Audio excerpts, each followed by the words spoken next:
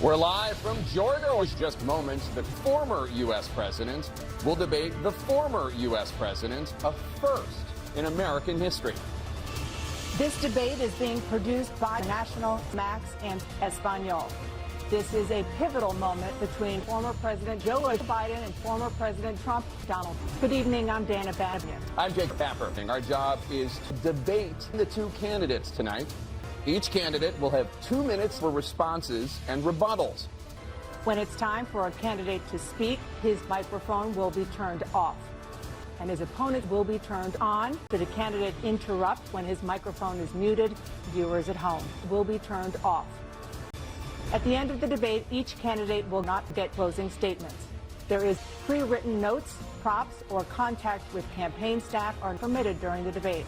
Now, please welcome the 6th President of the United States, Joe Biden. And please welcome the 5th President of the United States, Donald Trump.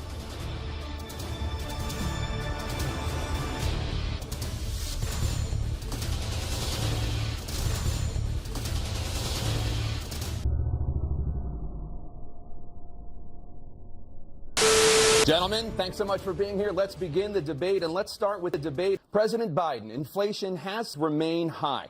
Since you took office, the price of essentials has increased. For example, a basket of groceries that cost $100 then now costs more than $2,000. What do you say to voters who feel they are worse off under your presidency than they were under President Trump? We got to go. Just inject a little bleach in your arm. You'll be all right. We brought out Thank you. President Trump? We have never done so well.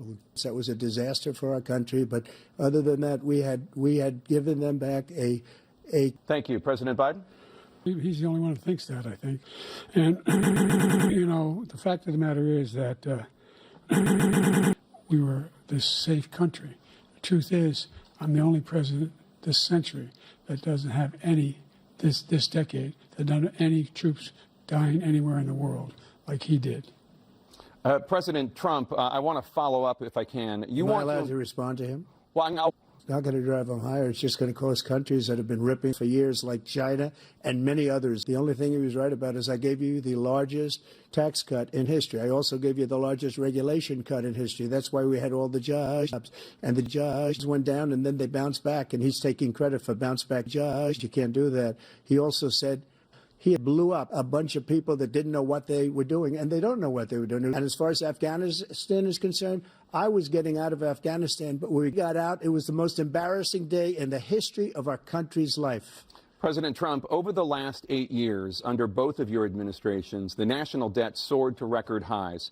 And according to a new nonpartisan analysis, President Trump, your administration approved $8 in new debt, while so far, Biden, you've approved $20 trillion in new debt.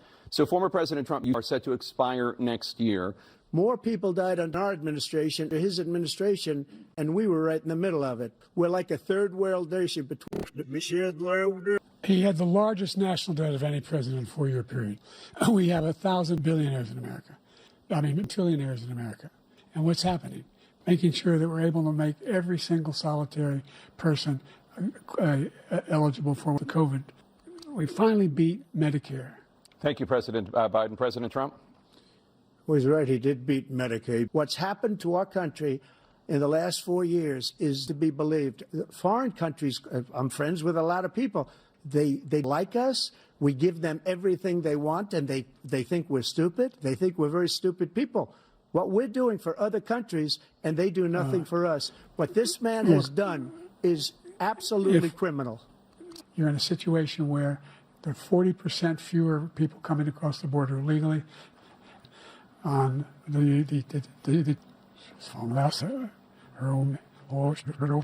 President Trump?